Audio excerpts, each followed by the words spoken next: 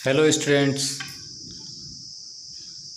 इस वीडियो में आप नॉन फेरस मेटल के बारे में पढ़ेंगे।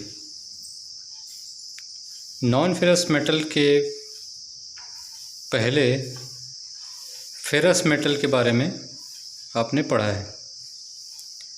तो फेरस मेटल के अंतर्गत क्या होता है? फेरस मेटल का मतलब ये है लौह धातुएं। नॉन फेरस मेटल के पहले थोड़ा सा फेरस मेटल के बारे में चर्चा कर लेते हैं। फेरस मेटल जो है लौह धातुएं हैं। लौह धातु जैसा कि नाम से ही विदित है कि उसमें लोहे की मात्रा पाई जाती है, लोहे के कण उपलब्ध होते हैं फेरस मेटल में। ठीक है, जैसे कि उसके उदाहरण हैं cast iron, wrought iron, steel. ये सब क्या है? फेरस मेटल है जिसमें लोहे की मात्रा पाई जाती है। ठीक है, लोहे के कण पाए जाते हैं। अब आते हैं हम नॉन फेरस मेटल में। तो जनरली आप लोग देखे होंगे, आपके घरों में भी कुछ ऐसी धातुएं प्रयोग की जाती हैं, ऐसा मेटल प्रयोग किया जाता है जिसमें लोहे के कण नहीं होते। आपने देखा हो, आप लोग घर में यूज़ भी करते हैं, जैसे कि तांबा, पीतल, स्टील तो फेरस मेटल हो गया। नॉन फेरस में जैसे तांबा हो गया, एल्यूमिनियम प्रयोग करते हैं आप, टिन प्रयोग करते हैं। ये सब क्या है? नॉन फेरस मेटल है जिसमें लोहे की मात्रा या लोहे के कण नहीं पाए जाते। तो इसी के बारे में आज इस वीडियो में आप पढ़ेंगे। इसका इंट्रोडक्शन देखते हैं नॉन फेरस मेटल का। जिन धातुओं में लोहे के कण नहीं पाए जाते हैं उन्हें नॉन फेरस मेटल कहा जाता है। नाम से ही विदित है, अलौह धातुएं। अलौह धातुएं मतलब जिसमें लोहे के कण नहीं पाए जाते। यह बहुत ही नर्म, मेलिएबल और डक्टाइल होते हैं। मेलिएबल मतलब आघातवर्धनीय, जिसको हम पीट कर चादर बना सकते हैं। डक्टाइल मतलब जिसे हम तार बना सकते हैं, खींचकर तार बनाया जा सकते हैं। जैसे इसका उदाहरण है जैसे तांबा, टिन, एल्यूमिनियम, लेड। ये सब इसमें क्या है? लोहे के कण नहीं पाए जाते, इनको कहा जाता है नॉन फेरस मेटल। तो इन्हीं अलौह धातुओं के बारे में आप आज पढ़ेंगे। इसमें एक कॉलम के रूप में मैंने तैयार किया है। इसमें अलौह धातुएं, गलनांक, अयस्क, गुण और उसका प्रयोग, ये सब पूछे जाते हैं एग्ज़ाम में। इसमें पहला है कॉपर, दूसरा एल्यूमिनियम, तीसरा जिंक, चौथा लेड, पांचवा टिन। देखिए यहाँ पर मैंने गलनांक के हिसाब से बढ़ते क्रम से घटते क्रम की ओर मैंने इन धातुओं को जमा करके लिखा है। आपको इससे याद करने में भी आसानी रहेगी। देखिए पहला है कॉपर। कॉपर का गलनांक होता है 1083 डिग्री सेंटीग्रेड। इसका जो अयस्क है ये कॉपर पायराइट है। ये सब इम्पोर्टेंट है, ये पूछे जाते हैं। कॉपर पायराइट, जैसे कि अयस्क कहने का मतलब ये है, अयस्क जो है जो धरती से हमको प्राप्त होता है, जिसका हम शोधन करके या उसको परिशुद्ध करके हम कोई मेटल बनाते हैं। जैसे कि पिग आयरन, कास्ट आयरन, इन सब को बनाने के लिए लौह अयस्क हम ज़मीन से निकालते थे। उसके बाद उसका शोधन करके उसको भट्टी में डाल करके हम लोहे का निर्माण करते थे।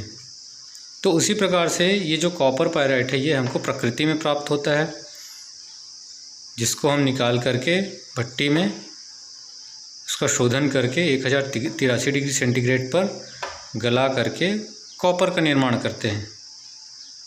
कॉपर का निर्माण होने से उस धातु में विद्युत का सुचालक, वह जो धातु है उसमें जो गुण हमको प्राप्त होता है वह विद्युत का सुचालक होता है। मेलिएबिलिटी और डक्टिलिटी का गुण पाया जाता है।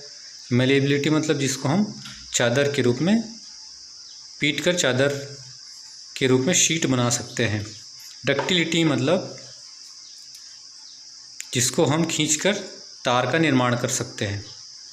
इसका जो प्रयोग है आप लोग देखते हैं, कॉपर के तार, जो बिजली के तार प्रयोग किए जाते हैं वो सब कॉपर से ही बनाए जाते हैं। स्टीम पाइप, स्टीम मतलब भाप, जो कंपनियों में, फैक्ट्रियों में, उद्योगों में जो पाइपलाइन प्रयोग किया जाता है वो कॉपर के बनाए जाते हैं। ट्यूब, कॉपर ट्यूब प्रयोग किया जाता है।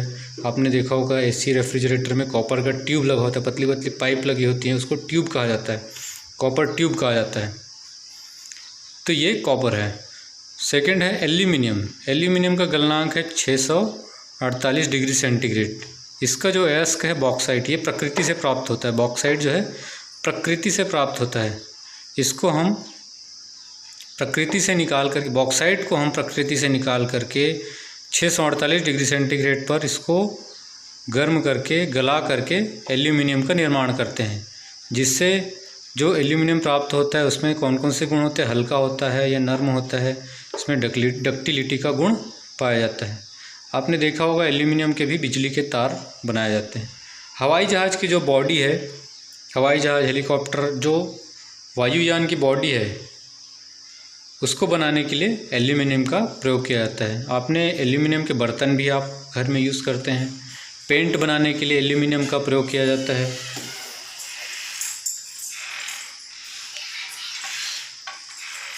आप एल्यूमिनियम पेंट का यूज़ करते हैं। इसके बाद देखते हैं तीसरा जिंक। जिंक मतलब जस्ता, इसको जस्ता कहा जाता है। जस्ता, इसका गलनांक है 415 डिग्री सेंटीग्रेड।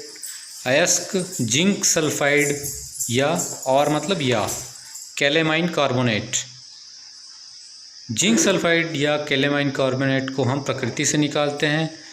उसको 415 डिग्री सेंटीग्रेड पर गर्म करके या पिघला करके जिंक का निर्माण किया जाता है। और जो जिंक हमें प्राप्त होता है उसमें मेलिएबिलिटी और डक्टिलिटी के गुण पाए जाते हैं। उसमें जंग का प्रभाव नहीं होता। प्रयोग जो है गैल्वेनाइजिंग। गैल्वेनाइजिंग मतलब लोहे में जिंक की परत चढ़ाने को गैल्वेनाइजिंग कहा जाता है। ये गैल्वेनाइजिंग एक प्रक्रिया है।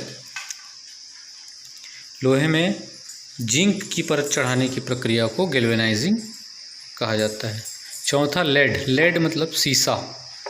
सीसा, इसका जो गलनांक है 327 डिग्री सेंटीग्रेड। अयस्क गैलेना।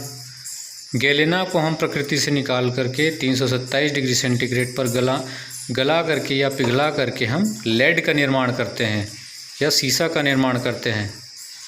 इसका जो गुण है, पानी व तेजाब पर इसका असर नहीं होता। पानी व तेजाब का असर इस पर नहीं होता। यह भारी धातु होती है। इसका जो प्रयोग है बैटरी सेल, बंदूक की गोलियां बनाने के लिए और सोल्डर बनाने के लिए। लेड और टिन आपने पढ़ा है। सोल्डर जो है लेड और टिन का मिश्रण होता है, तो सोल्डर निर्माण के लिए लेड का प्रयोग किया जाता है। पांचवा टिन। गलनांक 230 डिग्री सेंटीग्रेड। अयस्क टिन स्टोन या कैसेटराइट। टिन स्टोन या कैसेटराइट जो है प्रकृति में पाया जाता है। इसको प्रकृति से निकाल करके हम 230 डिग्री सेंटीग्रेड पर पिघला करके टिन का निर्माण करते हैं। इसका जो गुण है मेलिएबल एवं डक्टिलिटी, इस पर भी जंग का प्रभाव नहीं होता जी, या जंग नहीं लगता है। मेलिएबल तथा डक्टाइल मेटल है, मतलब इसको चादर या शीट बनाया जा सकता है। टिन का, टिन शीट आपने पढ़ा है, आपने देखा भी है। डक्टाइल मतलब इसके तार भी बनाए जा सकते हैं। इसका जो प्रयोग है शीट बनाने के लिए या टिनिंग। टिनिंग मतलब टिन की परत चढ़ाना। किसी धातु में टिन की परत चढ़ाने को टिनिंग कहा जाता है।